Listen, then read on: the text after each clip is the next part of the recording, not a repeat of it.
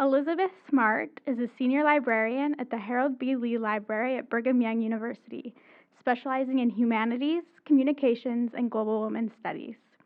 She received degrees in humanities, American studies, and library science from Brigham Young University, Utah State University, and the University of Maryland, respectively. For the last 10 years, Elizabeth has helped students access online content and utilize resources for research in BYU's library. Previously, she has worked for PBS and with BYU's digital collections. She believes that education is freedom and finds joy in helping students succeed as they ask questions with an interest in tackling big problems in the world. Libraries are all about helping anyone and everyone access as much information as possible, and Elizabeth Smart seeks to achieve this goal as she curates exhibits at the library, like the Women's in Science exhibit recently featured, works on the Scholars Archive, and supports publishing networks that host publications like the Global Women's Studies student journal, A Woman's Experience. In addition to being on the executive committee for GWS, she serves students, or she interacts one-on-one with Global Women's capstone students to discuss their research. She focuses her own research on the intersection of women's history and the humanities, with a special interest in women's history in Utah, including the women's exponent. Her other passions include traveling, landscape and environmental art, gardening, K-drama, and reading YA literature. Some of her favorite authors include Ann Patchett, Wallace Stegner, and Jason Reynolds. Today, we are pleased to hear Elizabeth Smart speak. Her presentation is titled, How Do We Stack Up? Assessing BYU Library Collections in Global Women's Studies. Please join me in welcoming Elizabeth Smart.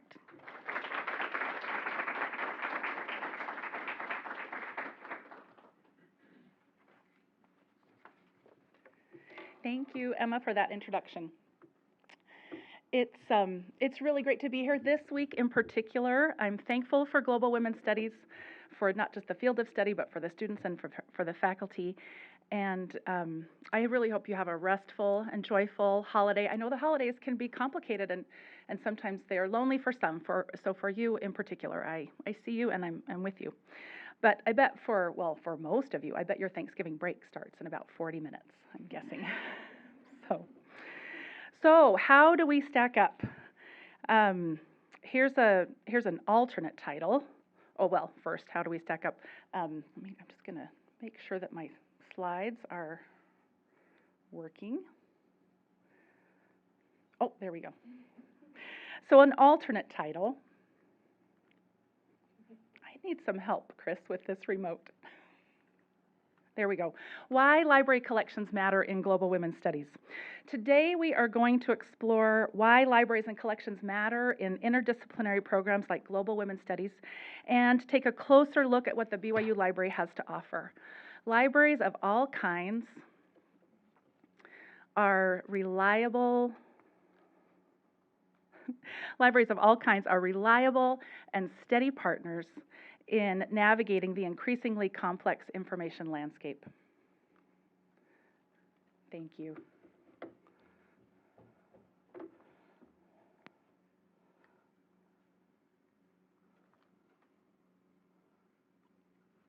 Hold, please.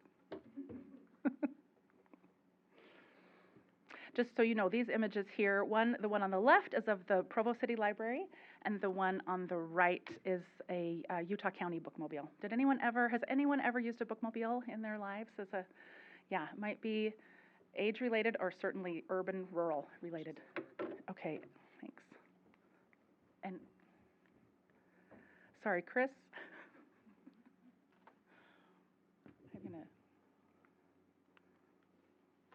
I just have one more question for you.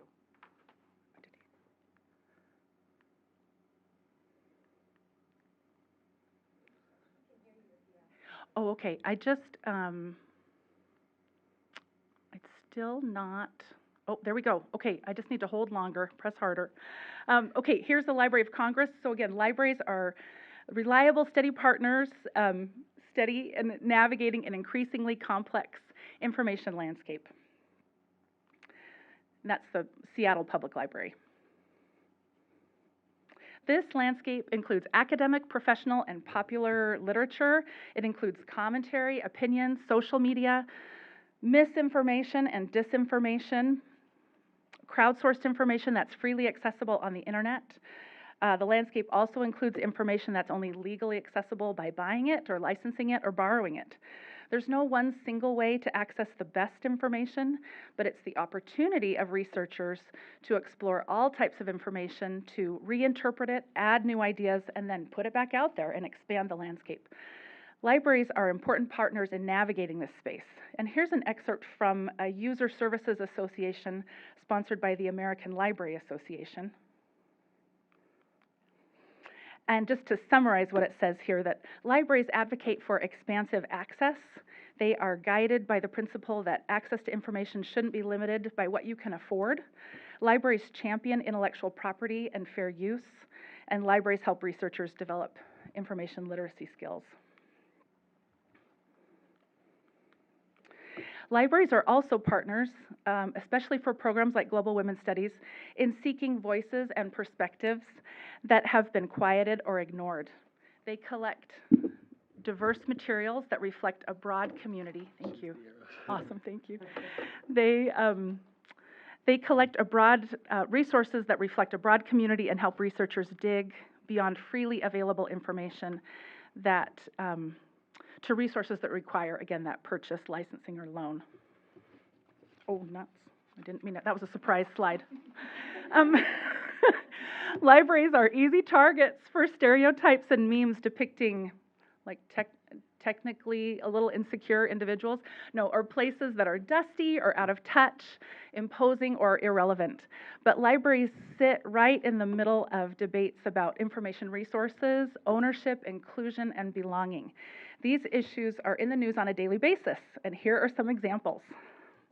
So, Taylor Swift has been re-recording and re-releasing her first 6 albums since 2021.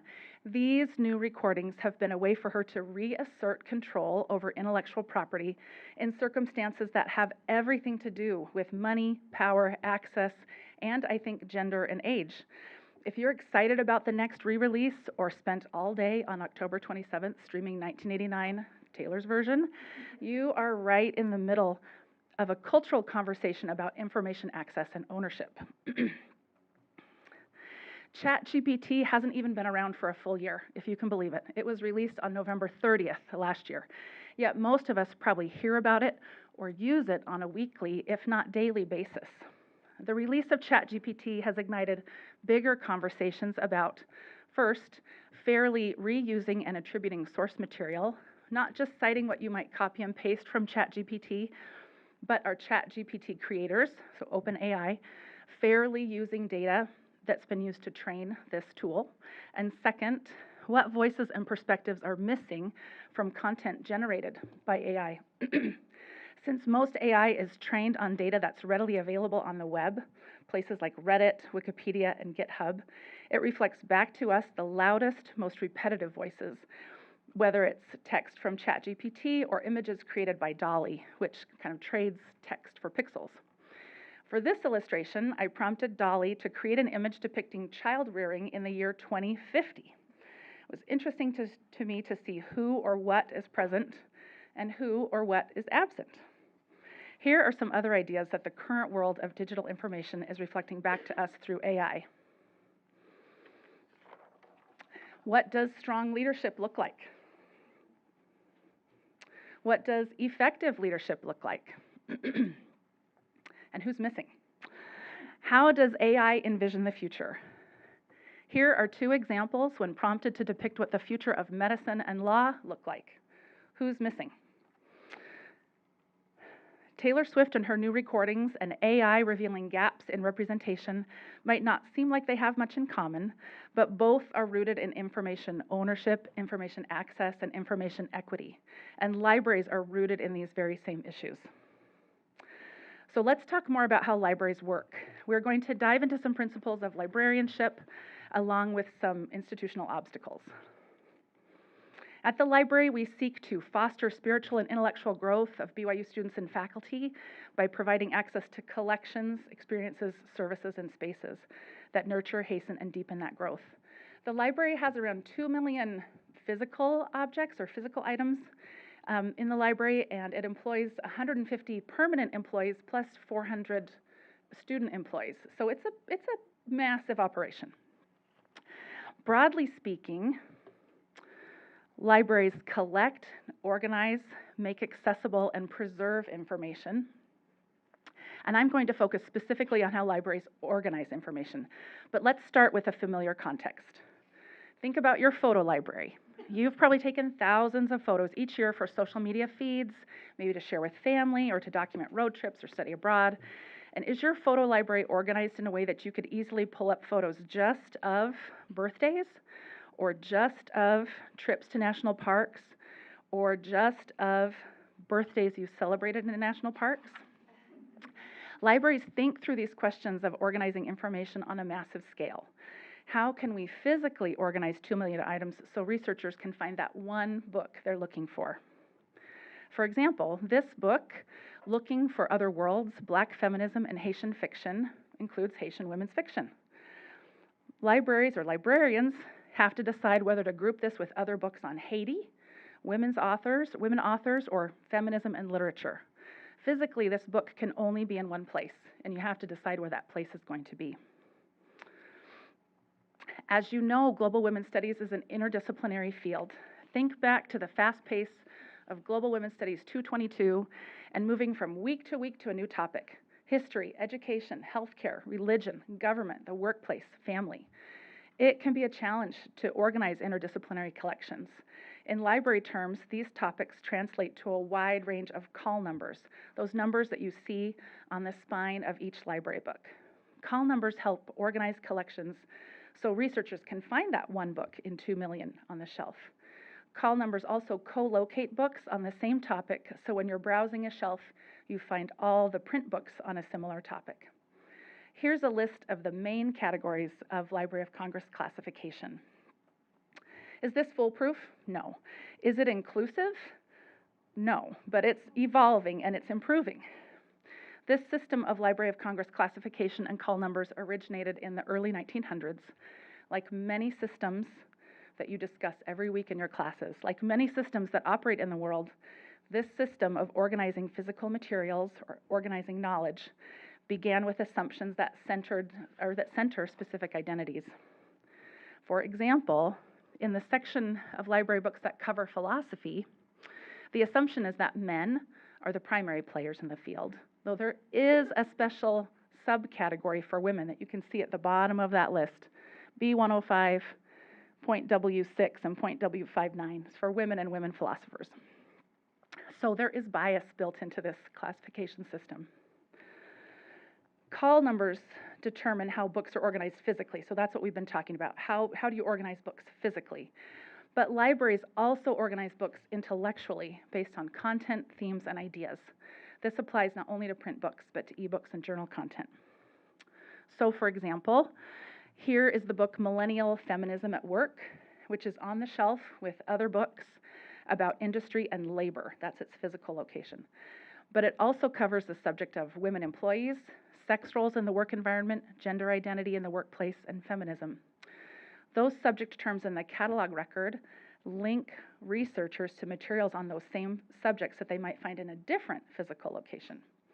So you have to be thinking about where is a book physically and where is a book intellectually. As a researcher, that can really help you. Like the Library of Congress call numbers, subject headings also tend to center one experience and marginalize others. In the Library of Congress subject headings, Neil Armstrong and Mike Collins are astronauts. Sally Ride is she's not a lady astronaut, thankfully, but she is a woman astronaut. And then Mae Jemison is a woman astronaut, African American. So you can see where some of this centering of experience is happening, and that's rooted in this early 1900s system. But the good news is that librarians as a group are mindful of these limitations and biases in call numbers and subject headings. and are seeking to expand the system to be more fair. It's slow going because libraries are so interconnected and library materials are so vast, but it is happening. So that's a short overview about what libraries are thinking about when they're thinking about organizing things in a physical way with a call number or in an intellectual way with a subject heading. So let's see what we really have in the stacks. What do we have for researchers? We're going to focus specifically on print books and ebooks with a little dash into scholarly journals and primary source databases. Here is a snapshot of library book collections supporting global women's studies. You'll see those broad categories of Library of Congress groupings across the bottom. The vast majority of print books are categorized with the letters HQ. That's that tall column there, HQ, which designate the collections on family, marriage, and women. Here's another look at ebooks that correspond with these same call numbers. Now, I know I'm saying call number, but what we're looking at are letters, but all call numbers, all Library of Congress call numbers start with a letter. Here's a view of print collections showing where they're located on the library, within the library by floor.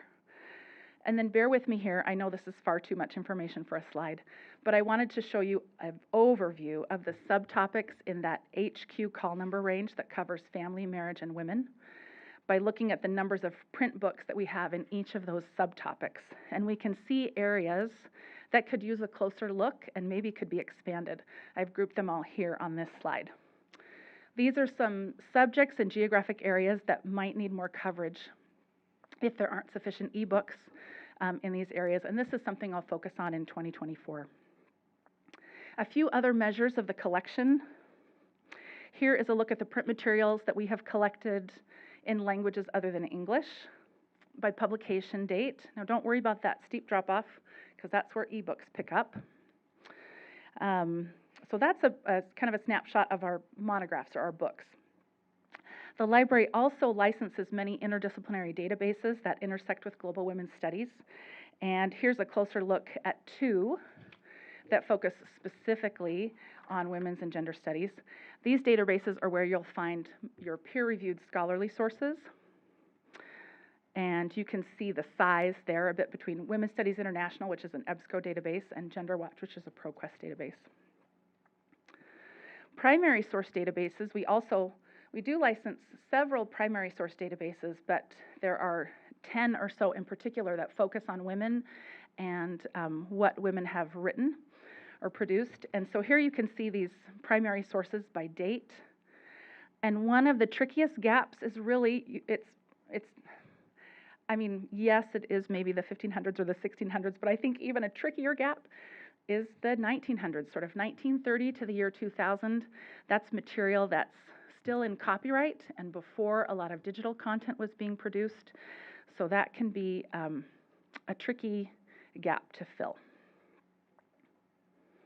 I do want to tell you a story about responding to patron needs. And so if you see gaps in the collection, I hope you'll say something, or I hope you'll ask me a question. I can't find anything here. Can you help me find something, or could we find something to meet this need? A few years ago, campus was hosting an exhibition on the work of American artist Romare Bearden. Research in advance of the exhibition revealed a gap in library collections. We had abolition-era Black American newspapers, but we didn't have sufficient access to historical Black newspapers from the 20th century. And that became very clear during this research process with the Museum of Art. So thankfully, an academic publisher called ProQuest had a series of 10 papers that we were able to add to the collection to fill that gap. So patron need and patron experience really does have a big impact on building collections. All right, so we've talked about what we have, but is anyone using it? It's sort of like tap, tap, there's a song. Is anyone out there? So I mentioned earlier that collections are just part of the equation, but whether or not they meet patron needs, if they're used, whether for research and course curriculum or for personal interest, is really one of the key purposes of a collection. So starting with books, let's see if they've been checked out. So 79% of the Global Women's Studies core collection, those are those HQ, the ones that tall bar in that chart. Cumulatively, 79% of that collection has been checked out at some point. And that's a great, and so for context, in other global libraries, that number might look closer to 57%, or in the BYU library-wide, that number is 67%. So this is a nice number. Now, if we look at what annual circulation looks like, it's a little smaller. Just about 4% of the collection circulates on an annual basis.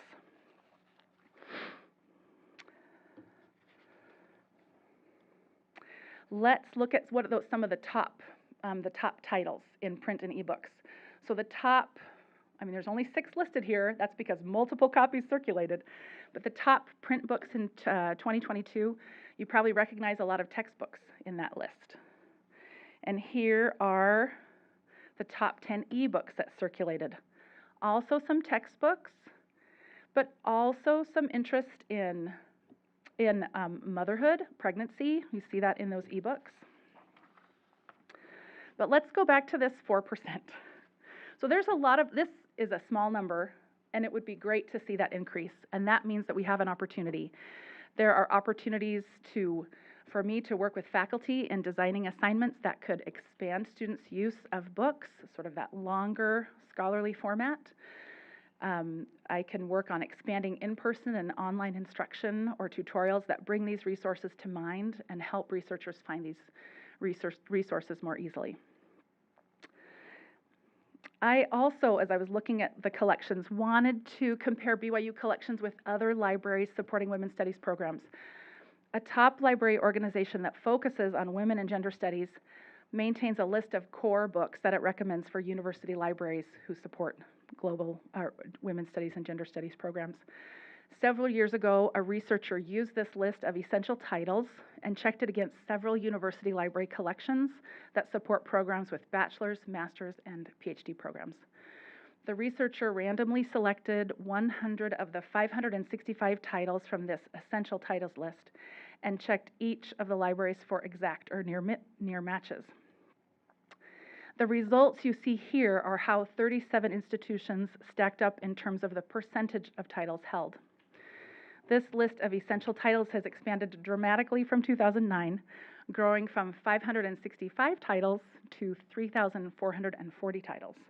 And I was curious to see how BYU's collection compares using a similar method.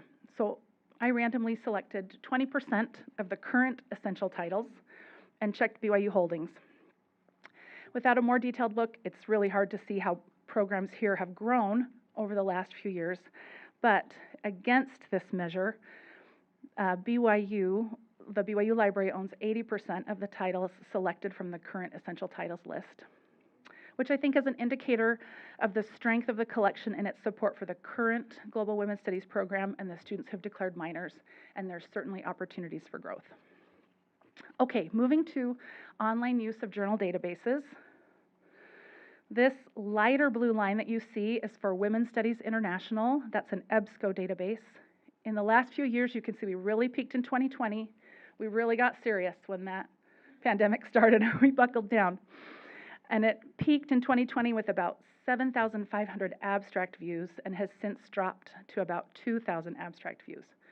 That darker blue line is GenderWatch from ProQuest, which has steadily declined from about 1,200 to 700 full content uses each year. This decrease in use is an opportunity to collaborate with other librarians to make sure that they're aware of the strengths of these resources and how these databases might amplify research in the arts, sciences, or social sciences. So circling back to where we started, with the library as a partner with Global Women's Studies, it's a partner in terms of providing research materials, making sure that we're collecting the broadest human experience.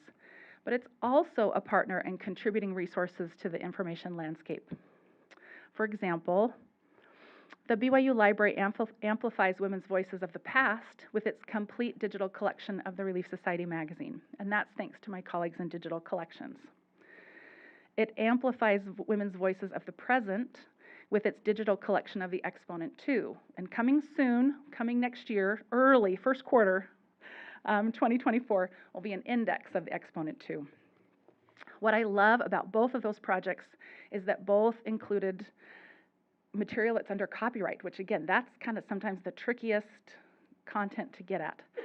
But we worked with the copyright owners to secure permission to digitize these materials to create complete archives that are now readily accessible to global researchers. A huge area of growth for contemporary academic libraries is making new scholarship or university-based scholarship available to a global audience. The library hosts the Global Women's Studies Student Journal. Emma mentioned this, A Woman's Experience, which has seen more than 26,000 downloads since it was uploaded to the publishing platform in 2017. Here's a look at just a few of those top downloads. Sort of that top category is all time, so since 2017, and then the list at the bottom, those are downloads just from the most recent issue that have been up for about a year. All of the materials here are getting a lot of use. 26,000 downloads. I mean, that gets spread across all of these great articles. So think about contributing to awe. The library also provides the technical infrastructure for new databases or databases like the Sophie Project, which is a digital library of works by German-speaking women. This map makes my eyes water a little bit, but here's a map showing the global reach of that database, mapping 261,437 downloads since the project moved to this particular platform. So you can see on that map the use and the interest in these materials that are being hosted at BYU. The library also makes theses and dissertations available online. Now, there's no master's program in global women's studies at BYU, but several theses and other programs focus on research about women and women's lived experience. So here are some of the top downloads.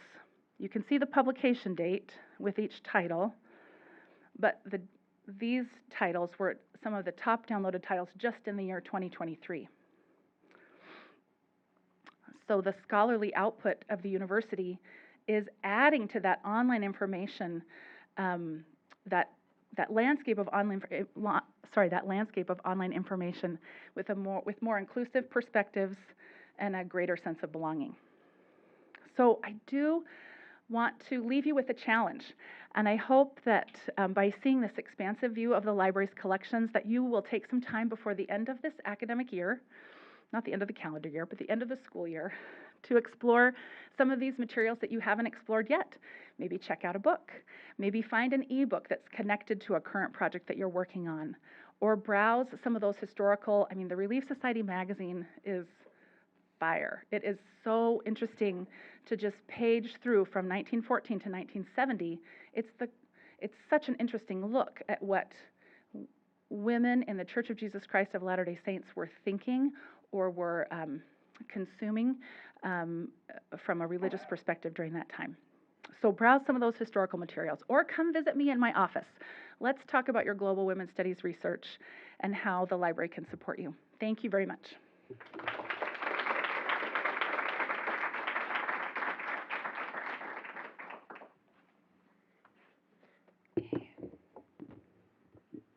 Elizabeth Smart's work with the BYU Library and Women's Studies collection is both enlightening and inspiring. Libraries, as Smart shared, sit at the center of global knowledge and debate. Libraries seek to explore the diverse experiences and perspectives of the community that they serve and represent. As a woman living in an increasingly digital age, I sometimes find it difficult, as I'm sure you do too, to engage with print materials in meaningful ways. For this reason, libraries have become the subject of much debate, as their perceived impact has maybe lessened in many people's eyes. However, just as its patrons have adapted over the time, and as Elizabeth Smart has shared, so have libraries to the adoption of ebooks and digital journals. Though the medium may change over the years, libraries at their core collect, organize, and preserve information that is then passed down to their guests. Smart's research on the BYU Library's collection of essential titles in women's literature implies that we at Brigham Young University are stacking up to our fellow universities in both quality and quantity of our resources. However, today's discussion has illuminated critical areas within women's studies that demand our attention. As we navigate through the evolving landscape of academic resources, it becomes increasingly apparent that assessing the gaps in our collections is an important responsibility. After all, understanding what's missing is just as crucial as understanding what's present. Had to scroll down. Going forward, I challenge each of us to take up Elizabeth Smart's advice and use our resources. Visit the library, check out the book, meet with a librarian, dive deep into research, and use the resources that you have to change the world.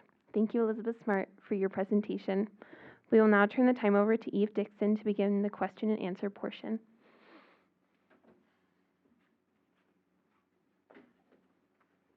All right, thank you so much, Elizabeth. So how this Q&A is going to work is we're going to alternate between questions from the chat and questions over here. If you want to ask a question, just come back here and around. Elizabeth, I have the first question for you. I know that you are also the communications and journalism librarian, so I was just wondering how you've been working to build that collection and include women's voices and women's writers and resources for that. That's such a great question. I also work with film and general humanities, and I think I haven't done as deep of a dive in collections as I've done on global women's studies in call number ranges, but some of the things I do are anytime I am visiting with journalism students or communication students and I'm sharing examples, I always try to find examples of. I used to think of Ernie Pyle, and now who was a World War II journalist, and I thought I need to come into the 21st century, and so now I always share examples of journalists who are women and who are covering significant topics for women. So I think just like global women's studies is interdisciplinary, that's a key factor in the social sciences and humanities as well, and so looking for those connections and or keeping an eye out for those voices that are missing, I think is really key to building those collections. All right, can you hear me? Is it on? Now? Okay, there we go. So we have a question from the chat from Allie Smith, and she says, what is your most recommended global women's studies book or article? Oh my stars, that is a toughie. That is a toughie. I mean, I think I would maybe go back to those. I would go back to those top 10 lists. You know, I think that would be. It's interesting to see what people are interested in. I think especially on the ebook lists, all of those. I'm very intrigued by what's happening with women in scripture and what Amy Flake is doing, and so I think on the ebook list, there were a lot of books there that I think are used in religion classes. I would start with those, Allie. So I'm kind of going back to Thanksgiving, and some family members don't fully understand the purpose or importance of my minor. So how would you explain to others like the importance of having specific collections for women's studies and empowering women's voices and ideas? Yeah, I mean, I think it's I think it has to do with opening your mind to, again, what's missing. Of course, it's hard to know what's not there, but it's, I mean, if we only had books about astronauts, we would only be talking about Neil Armstrong and Mike Collins. We wouldn't be talking about Sally Ride and Mae Jemison. So I think it's, globally, it's 50% of the population, right? And it's not just, you noticed in those subject headings that whiteness is also centered, right? So it's not just centering maleness, but also whiteness, and it tends to center wealth and education, again, the things that you're learning about in 222 in all of your classes. So I think having collections that aren't just about a diverse group of, not just about our global diversity, but that are from and by the global diversity of authors is also important, because that's the window on the world that we need to be looking through. Also, I neglected to mention this, but please say your name and your major. So we have another question from Sarah Mathusik, and she says, I would love to know, how has giving other women a voice empowered your own? Oh, yeah. I think, especially looking back, I'm going to share a personal example. In that, so as we've been digitizing the Exponent 2 and working on an index, my mother passed away several years ago, but she is of the same age as the women who started Exponent 2, but living in an entirely different area. And my sister shared with me an excerpt from a 1977 diary of my mother's. And in this diary, she said, "The exponent came today." And it really builds my faith. I'm so excited I'm so happy to connect with other women in this way. And I know the question was about how does it amplify my voice or strengthen my voice. But seeing that little excerpt of my mom's journal and thinking back to, this was an entry from 1977 when I grew up in northern Idaho. Now it's a little more, there's more of an LDS population there, but not a large LDS population in the 70s in northern Idaho in Coeur d'Alene.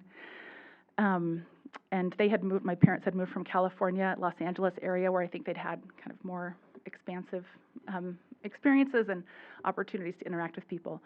But I loved seeing in this journal entry how reading the Exponent 2, which had just been around for a couple years at that point, was really strengthening her faith, and I think giving her a confidence and a strength in her voice that even though in a small town where maybe how she felt about religion and her faith was a little bit different than what she was hearing in her congregation, you could see that come through in this journal entry.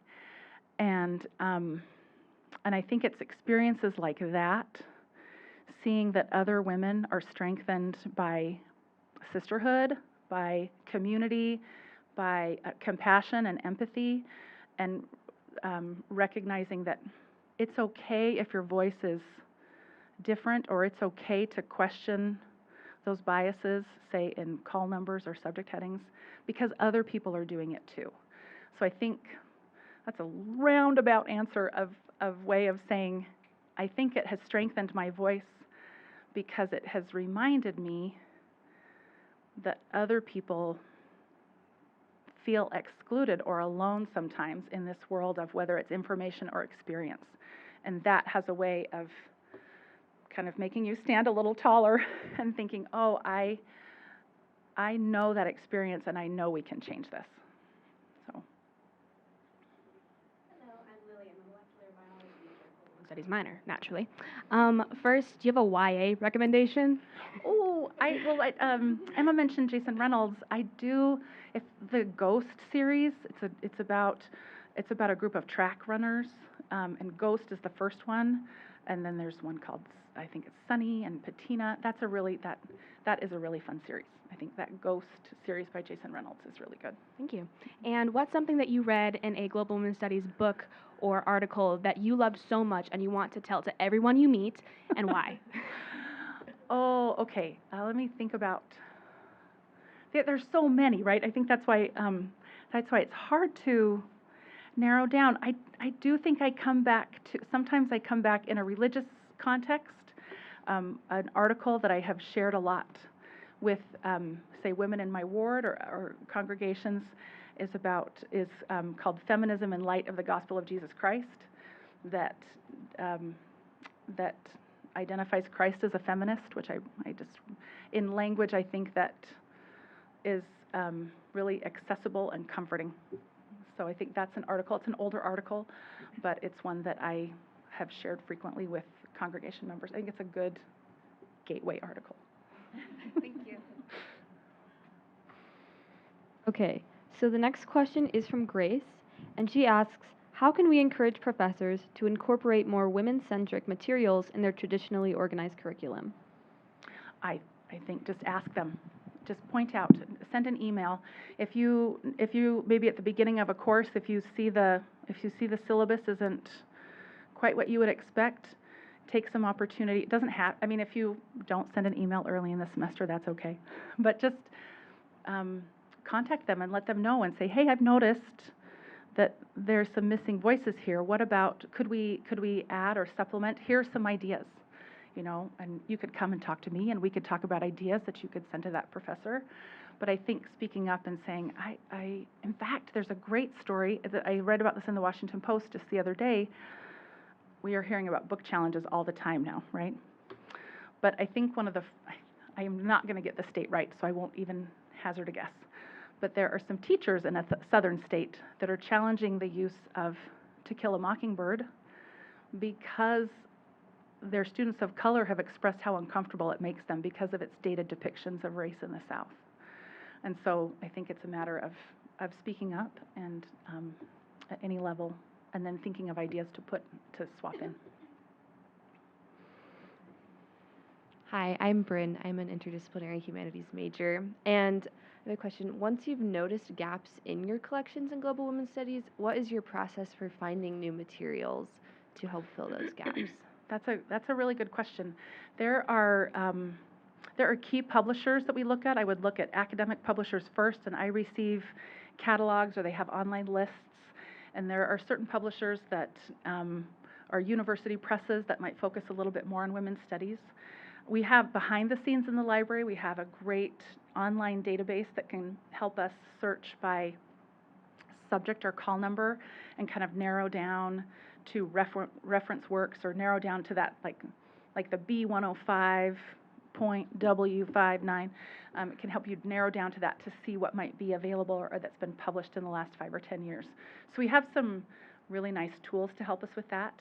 And then I also look to that essential titles list that's published by the Women and Gender Studies section of the Association of College and Research Libraries, which is a subdivision of the American Library Association. So there's a lot of levels, right? We can't get away from hierarchy in America. So those are some ways. Thank you. Mm-hmm. So our next question is from Jordan, and they say, oftentimes women authors write in genres that are viewed as trivial or silly, like romance. But how have you incorporated those writings into your collections in a way that they're taken more seriously? Oh, that's a great question. And I think I will say that my colleague Robert Means, who works in English languages and literatures, might also work in that area. But I think even, I guess I might take a historical look first. You know, I mentioned the Relief Society magazine in its entirety, 1914 to 1970, is such an interesting body of work. And what's interesting about it are sometimes the advertisements, or I've done some work with a colleague in digital humanities on advertisements in the Woman's Exponent. So sometimes those pieces of what seem trivial, again, advertisements or short news notices or little blips that just seem to be reflective of a current culture, taken in some or even looked at individually, really are addressing day-to-day needs or interests, or kind of what's on people's mind. And so I think maybe, again, approaching that sort of historically and saying, oh, aren't we glad we have this in Relief Society magazine, these 56 years of advertisements for Deseret Book, to kind of see what Deseret Book thought women might be interested in. Not trivial, but what were they really trying to convey to women, and maybe use that approach to think about, well, this content isn't trivial or minor, but it is, again, reflecting that day-to-day experience. So I think there are a few approaches that you could take with that. Thank you. And then I think we only have time for one more question, but this one comes from Emily Levitt, and she says, one thing we've seen recently is major backlash against school and public libraries for materials for different reasons. How can we continue to support libraries in the face of these challenges and also respond to people's concerns? Yeah, I think different different communities have different ways of responding to those content challenges, and depending on the community, there would be an opportunity to volunteer in a real practical way. You can volunteer to participate in some of those committees that review materials. Like I know in school districts in Salt Lake City, it's a community board. They'll have several community boards that will review content.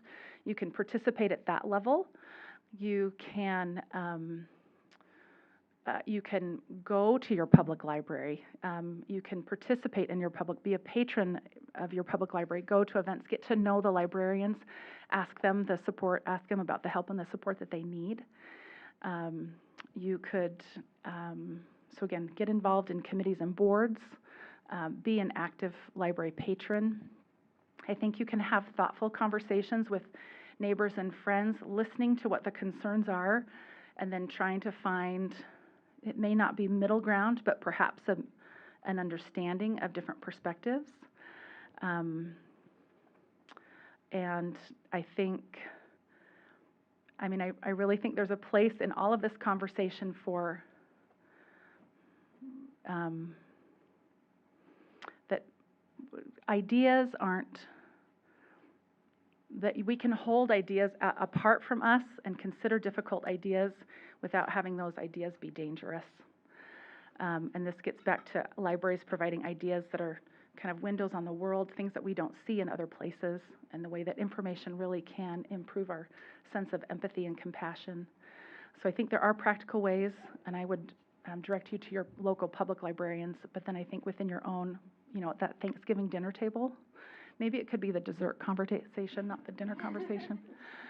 But really listen, but then also be prepared to suggest some ways that you might think that, again, ideas help us understand people. They don't make us fear people. So, Thank you so much, Elizabeth. That about wraps up the Q&A. Can we give Elizabeth another round of applause? Thank you.